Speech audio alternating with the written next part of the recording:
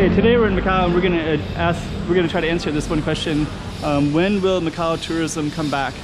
So when will Macau tourism come back? Right now it's May 30th and everybody's just kind of waiting. So let's address that today and get sidetracked.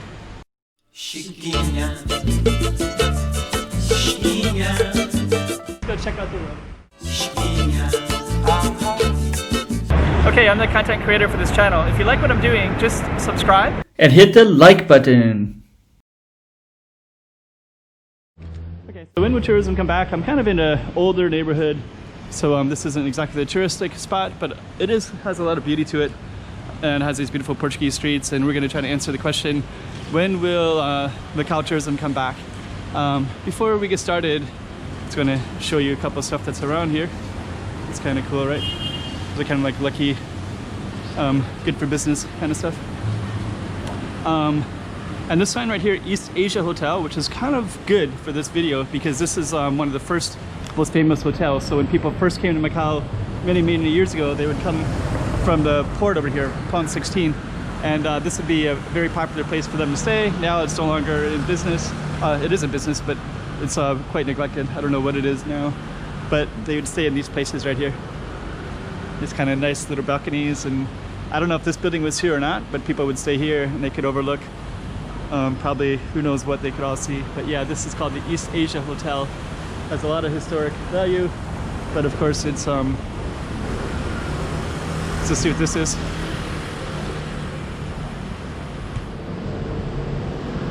I can't see what it is, but anyways, so okay, when will tourism come back? Let's talk about that. We're gonna walk towards the port a little bit. So right now, they're slowly talking about a travel bubble. So the travel bubble, let's just point it towards this hotel a little bit.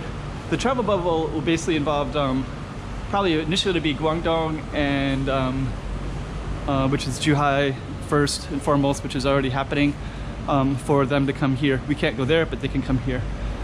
So they can come and the Macau let them come this way, but it doesn't go the other way. But that's the only one that's open right now for Guangdong people to come here. This is a really cool building. I think somebody told me this might have been one of the first casinos, and there's a casino inside of this, by the way. Let's just kind of walk around it.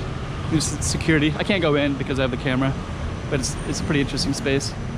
There's some security right over there, actually. A guy on the backside. So anyways, tourism, that'll be the one that they're negotiating right now, is for a travel bubble with Hong Kong, Guangdong, which would include this is called Rua dos Guimarães, if you're curious. This is actually a pretty cool building. So this would have been like this East Asia Hotel historically in this one, but now these are not really used at all anymore. Nobody would really come down here for tourism or for other reasons. But traditionally they would have been something pretty cool to see, especially this building. I love it. So so the travel bubble will be one of the first. And let's capture this a little bit. So the travel bubble will be Hong Kong, Guangdong, and Macau. And then later they're talking about expanding that. So probably other relatively COVID-free areas. So Taiwan will be involved with that. I don't know about Taiwan and China, but I know Taiwan and Hong Kong and Macau anyways. So we'll be able to freely go back and forth between those. To show you the main street as well, since they're right here. So the travel bubble will be one of the first ones. So yeah, this is actually kind of cool too, because you step in, get rid of the darkness of that. But you have these kind of corridors. This one's under construction. And there's Pond 16. So a long time ago, the ferries used to come here, but that's no longer the case now. Now this is, I think it's a hotel, I think. But that historical part of Macau is over, and now they all come in through different areas. So if you do want to be a tourist here and you want to see some of this old stuff, it's down here around Pond 16, and you hardly see tourists. At Pond 16 I do, but not so much the other spaces. Okay, so that'll be the first of the travel bubble, and that'll probably be, we're expecting it any minute. I'm thinking like maybe in June sometime. It's May 30th as I do this video. So that'll be a travel bubble first, and then I think they're talking about like South Korea would be in there as well, because they're doing a really good job with also with COVID. So that's okay, so that's upon 16. We're gonna go up there in a minute. I will just kind of show you. This is that old historic hotel there, and then this is the backside of this one. So Mocha, 5 foot in. That's a hostel now, I think. Okay, so that's happening, and then later it'll eventually extend outward. I also heard that Cathay Pacific, the airline company in Hong Kong, is going to allow transit passengers. So that's kind of interesting because they're going to be coming from far away. As far as I saw, like London was on the route, and Los Angeles, these kind of high COVID areas. So I'm not really sure how that's going to work because, you know, they don't even have it open. It's so loud. Let's just stay in the alleys a little bit. So I don't know how that's going to work because those are high COVID areas and they don't even open it up between Macau, where there's no COVID, some of the lowest COVID cases in the world, and their next door neighbor, and that's closed. So nobody can go back and forth.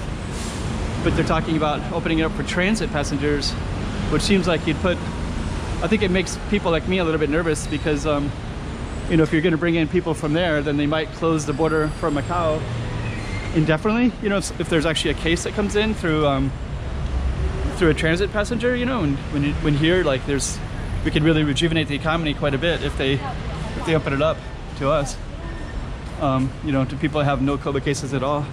But anyways, that must just say that they have larger plans in store of opening up quite a bit more than we think. I mean, if they're allowing passenger, you know, transit passengers. So I don't know. Who knows what that's all about. I mean, they could be just cautious about it and just allowing them to pass through just to keep their businesses going, and that's all the extent of it, you know. Anyways, so slowly, as far as major traffic coming into major tourism coming back to Macau, I think we have quite a while. But I do think that Thailand might be getting up there as well as one that's getting more COVID free. So I don't know, we'll see what happens. Let's get out of this dark side and go over to that side and walk towards that temple. So basically we're just kind of waiting to see what's going to happen. So so basically the point of this one is kind of like let you know to be patient, and we just have to wait and see. It'll all open up, but they want to make sure that everybody is safe that lives here, which is admirable. So let's just see how that all goes. And then people can come back and see cool stuff like this. So yeah, this is a temple, or I mean, this is a usually like a little marketplace. Usually have marketplace stuff on weekends. It's one of the first times I've seen it not have that. So we're gonna close this video in a minute, but we're just gonna walk directly towards this temple. Then we'll close it here. So if you like what I'm doing, just let me know, make some comments below. Let me know some specific questions you have, and then I can address those specifically. Okay, hope you enjoyed that.